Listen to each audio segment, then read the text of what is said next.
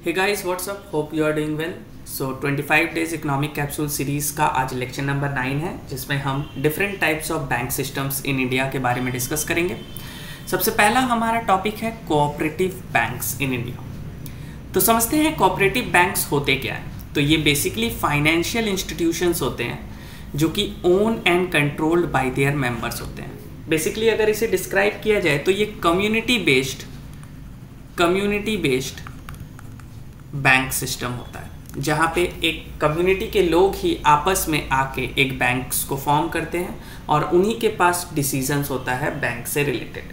तो ये basically 3 pillars पे काम करता है। पहला है पिलर्स प्रिंसिपल्स ऑफ कोऑपरेशन, यानी कि लोगों के बीच में आपस में कोऑपरेशन होता है। नेक्स्ट है आपका म्यूचुअल हेल्प, ठीक है। थर्ड है आपका democratic decision making. Democratic decision making का मतलब होता है कि यहाँ पे जो डिसीजंस लिया जाता है वो वोटिंग सिस्टम के हिसाब से होता है, जहाँ पे वन पर्सन वन वोट का कॉन्सेप्ट चलता है। यानी कि यहाँ पे कोई भी डिसीजन जो होता है वो वोटिंग से होता है और एक पर्सन के पास एक वोटिंग राइट्स होता है। तो ये है कोऑपरेटिव बैंक सिस्टम्स। अब इसका रेगुलेशंस देख लेते हैं। तो ये बेसिकली डुअल रेगुलेशन से चलता है। आरबीआई तो इसे रेगुलेट करता ही है, इसके साथ साथ जो स्टेट गवर्नमेंट है, हमारे जो स्टेट गवर्नमेंट है वो भी इसको रेगुलेट करते हैं। यानी कि आरबीआई के साथ साथ स्टेट गवर्नमेंट का भी रेगुलेशन इस पे काम करता है। बैंकिंग रेगुलेशन एक्ट ऑफ 1949 जो कि आरबीआई के द्वारा रेगुलेट करता है, और कोऑपरेटिव सोसाइटी एक्ट 1912 जो कि स्टेट गवर्नमेंट इसको रेगुलेट करता है। तो ये इसके रेगुलेशंस है, ये इसके रेगुलेटिंग एक्ट्स है। इन्हें इंपॉर्टेंटली याद कर लीजिएगा, प्रीलिम्स में क्वेश्चन पूछा जा सकता है। फंक्शन क्या है? तो ये सबसे पहले क्रेडिट देते हैं हमारे स्मॉल फार्मर्स को, बिजनेसमैन को और रूरल एंटरप्रेन्योर्स को। यानी कि जो हमारे फार्मर्स हैं, छोटे बिजनेसमैन हैं जिनको गांव में छोटा बिजनेस करना होता है, रूरल एंटरप्रेन्योर्स, इन सबको क्या किया जाता है, ये क्रेडिट फैसिलिटीज प्रोवाइड करते हैं। नेक्स्ट है कि support financial inclusion in rural areas, यानी कि गांव में फाइनेंशियल इंक्लूजन, लोगों को बैंक से कनेक्ट करने का ये काम करता है कोऑपरेटिव बैंक्स। कोऑपरेटिव बैंक्स के अगर टाइप्स को देखा जाए तो एक तो होता है हमारा अर्बन कोऑपरेटिव बैंक्स, जो कि कोऑपरेटिव सोसाइटीज के द्वारा बनाया जाता है कई बार, और एक होता है रूरल कोऑपरेटिव बैंक्स, जिनके अंदर स्टेट्स के द्वारा कोऑपरेटिव बैंक्स चलाया जाता है। डिस्ट्रिक्ट के अंदर कोऑपरेटिव बैंक्स होते हैं और कुछ प्राइमरी एग्रीकल्चर क्रेडिट सोर्स भी होता है। तो ये types of cooperative banks in India है। इसके बाद हमारा नेक्स्ट इंपॉर्टेंट टॉपिक आता है, that is your payments bank. जैसे आपने कई बार नाम सुना होगा payments, Paytm payments bank, Jio payments bank. तो पेमेंट्स बैंक क्या होते हैं? बेसिकली ये बेसिक पर्पस जो सर्व करते हैं वो रेमिटेंस को सेंड करने के लिए बनाया गया है।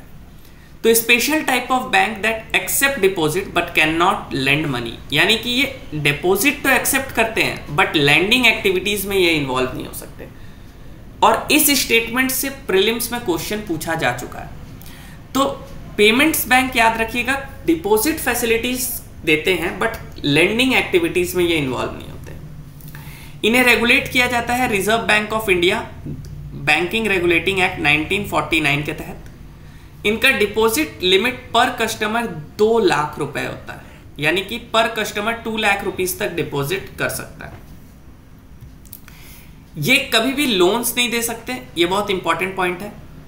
क्रेडिट कार्ड इशू नहीं कर सकते हैं और मोस्टली ऑपरेट होते हैं डिजिटल वॉलेट्स की तरह, ठीक है।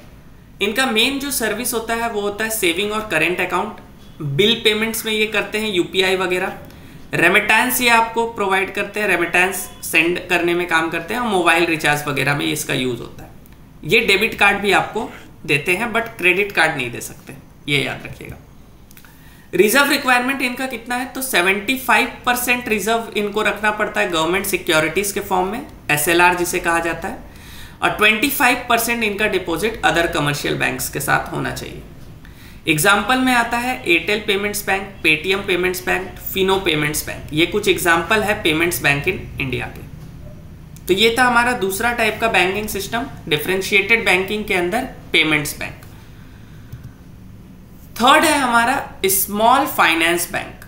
इसका मेन पर्पस है फाइनेंशियल सर्विस प्रोवाइड करना। गांव के लोगों को, बेसिकली एग्रीकल्चर लोग, एग्रीकल्चर, एमएसएमई, इन सबको। तो small finance banks are specialized bank that cater small businesses, farmers, micro industries and unorganise sector.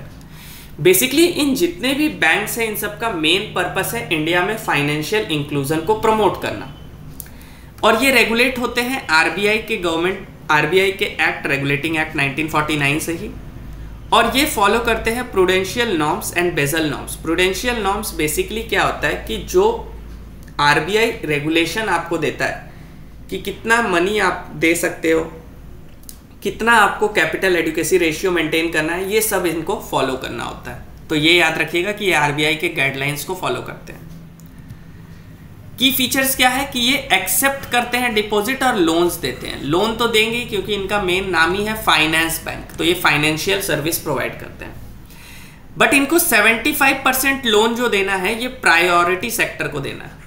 Priority sector क्या होता है इसके ऊपर भी मैं एक वीडियो बना दूंगा। अभी के हिसाब से गवर्नमेंट के प्रायोरिटी सेक्टर्स क्या क्या है, जैसे कि एग्रीकल्चर है एक प्रायोरिटी सेक्टर, एग्रीकल्चर है, इंफ्रास्ट्रक्चर एक प्रायोरिटी सेक्टर है, इस तरीके से कुछ प्रायोरिटी सेक्टर्स होते हैं। तो 75% लेंडिंग जो है वो प्रायोरिटी सेक्टर को ही मिलना चाहिए। कैपिटल रिक्वायरमेंट कम से कम 200 करोड़ का होना चाहिए, कैपिटल रिक्वायर्ड होता है फाइनेंस बैंक को। तो ये था हमारा फाइनेंस बैंक। अब यहाँ पे कुछ इंपॉर्टेंट डेवलपमेंट्स बैंक के बारे में बात करेंगे जिनके ऊपर क्वेश्चंस आ सकते हैं, तो इनके बारे में पढ़ना इंपॉर्टेंट। बेसिकली डेवलपमेंट बैंक्स क्या होते हैं, तो जैसे कि इनके नाम से ही हमें पता चल रहा है कि ये बैंक्स स्पेशली बनाए गए हैं for long terms capital for economic development, यानी कि कंट्री के इकोनॉमिक डेवलपमेंट को प्रमोट करने के लिए इन बैंक्स को बनाया गया है।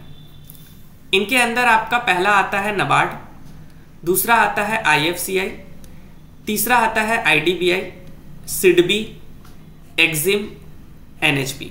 इन सब के फुल फॉर्म्स और इनके बारे में डिटेल में हम पढ़ते हैं एक एक करके। सबसे पहले हम पढ़ते हैं National Bank for Agriculture and Rural Development, that is known as your NABARD. इसका एस्टैब्लिशमेंट 1982 में हुआ था। ये रेगुलेटेड होता है आरबीआई के द्वारा और ये 100% गवर्नमेंट ऑफ इंडिया के ओनरशिप के अंदर काम करता है। तो ये तो 3 हो गया प्रीलिम्स का फैक्ट। किसके रिकमेंडेशन पे इसे बनाया गया था, तो शिवरमन कमेटी के रिकमेंडेशन पे इसको बनाया गया था। बेसिकली नाबार्ड जो है ये 3 बैंक्स को कंबाइन करके बनाया गया था। ये भी क्वेश्चन बहुत इंपॉर्टेंट हो जाता है कि किन 3 बैंक्स को कंबाइन करके नाबार्ड बनाया गया। तो पहला है एग्रीकल्चर क्रेडिट डिपार्टमेंट जो आरबीआई का था, rural planning and credit sale ये भी आरबीआई का था, और agriculture refinance and development corporation government of India. ये तीनों को जोड़ के नाबार्ड का फॉर्मेशन किया गया था शिवरमन कमेटी के रिकमेंडेशन पे 1982 में, जो कि गवर्नमेंट ऑफ इंडिया के 100% ओनरशिप के अंदर आता है। इसके बाद हमारा नेक्स्ट आता है small industries development Bank of India, SIDBI. इनका नाम क्या है, स्मॉल इंडस्ट्रीज डेवलपमेंट, यानी कि ये छोटे एमएसएमई को डेवलपमेंट में मदद करते हैं। स्टैब्लिशमेंट 1900 में हुआ था। ये भी आरबीआई के द्वारा रेगुलेट होता है और ये 100% गवर्नमेंट ऑफ इंडिया के ओनरशिप के अंदर काम करता है। फंक्शन क्या है, फाइनेंशियल इंस्टीट्यूशन है जो कि एमएसएमई को क्या करता है, लोन्स प्रोवाइड करता है। ठीक है, स्टैब्लिश्ड हुआ था सिडबी एक्ट 1989 के सिडबी एक्ट के तहत इसको स्टैब्लिश करवाया गया था। तो ये था हमारा सिडबी के बारे में। नेक्स्ट है हमारा Industrial Development Bank of India, IDBI. Industrial Development Bank of India that is known as your IDBI. Established हुआ था 1964 में, रेगुलेटेड थे आरबीआई के द्वारा ही चलाया गया था, और ये स्टैब्लिश्ड हुआ था आईडीबीआई एक्ट ऑफ 1964। ठीक है, आईडीबीआई एक्ट ऑफ 1964 के तहत इसको स्टैब्लिश किया गया था। 2019 में एलआईसी ने इसका क्या किया था, 51% शेयर को एक्वायर कर लिया था, और तब जाके ये क्या बना, प्राइवेट सेक्टर बैंक बन गया। तो यहां से एक बहुत इंपॉर्टेंट क्वेश्चन फ्रेम हो सकता है कि क्या IDBI, Industrial Development Bank of India, government of India के द्वारा ओन किया जाता है कि प्राइवेट सेक्टर बैंक है। तो पहले ये गवर्नमेंट ऑफ इंडिया के द्वारा ही चलाया जाता था, लेकिन 2019 में क्योंकि एलआईसी ने इसका 51% शेयर को एक्वायर कर लिया है, तो अब ये एक प्राइवेट सेक्टर बैंक बन गया है। फंक्शन इसका बिल्कुल ही सिंपल है, लॉन्ग टर्म फाइनेंस को ये प्रोवाइड करता है इंफ्रास्ट्रक्चर प्रोजेक्ट्स के लिए। यानी कि इंफ्रास्ट्रक्चर प्रोजेक्ट्स में जो लॉन्ग टर्म कैपिटल रिक्वायरमेंट होता है उसको industrial Development Bank of India provide करवाता है। नेक्स्ट है हमारा industrial finance corporation of India, IFCI, industrial finance corporation of India. तो ये बेसिकली बिग इंडस्ट्रीज को कैटर करता है। स्टैब्लिशमेंट 1948 में ही हो गया था, आज़ादी के 1 साल बाद, क्योंकि आपको पता होगा हम लोग इंडस्ट्रियल डेवलपमेंट में फोकस कर रहे थे। हमारा जो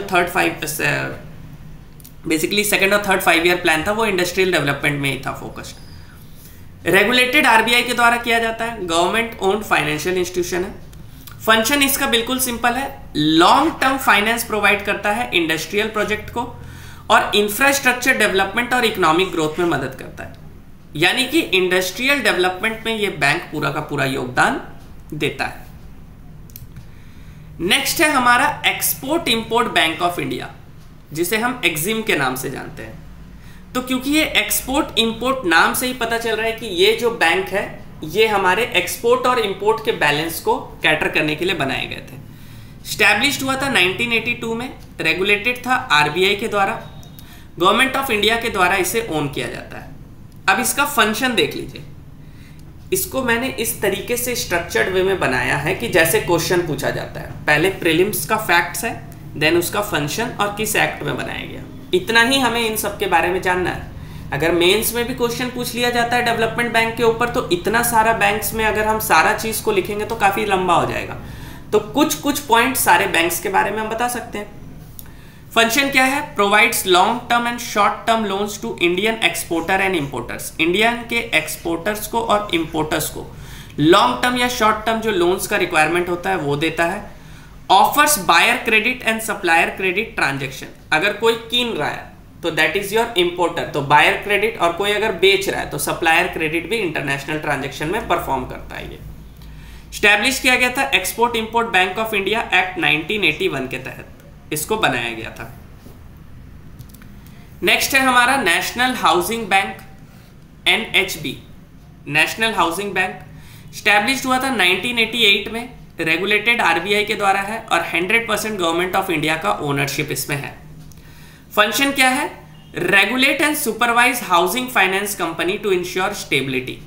हाउसिंग फाइनेंस कंपनी के स्टेबिलिटी को परफॉर्म करने के लिए इसे बनाया गया था और इंश्योर करता है consumer protection in housing finance. Housing finance में कंज्यूमर प्रोटेक्शन को ये प्रमोट करता है। स्टैब्लिश्ड हुआ था नेशनल हाउसिंग बैंक एक्ट 1987 के तहत। नेशनल हाउसिंग बैंक एक्ट जो है हमारा 1987, उसके तहत इसे स्टैब्लिश्ड करवाया गया था। तो ये बहुत ही इंपॉर्टेंट है। तो जितने भी डेवलपमेंट बैंक्स हैं उनका कम से कम स्टैब्लिशमेंट, रेगुलेशन, फंक्शन, ये सब हमें पता होना चाहिए, क्योंकि प्रीलिम्स में अगर क्वेश्चन फ्रेम होगा तो एटलीस्ट हमें एलिमिनेशन टेक्निक का यूज करने के लिए कुछ फैक्ट्स पता होना चाहिए। तो ये था आज का हमारा वीडियो, जिसमें हमने डिस्कस किया डिफरेंशिएटेड बैंकिंग इन इंडिया, जिसमें डिफरेंट सेक्टर्स के बैंक को हमने डिस्कस किया। होप वीडियो अच्छी लगी होगी। मिलते हैं नेक्स्ट वीडियो में। Till then take care, keep learning. जय हिंद।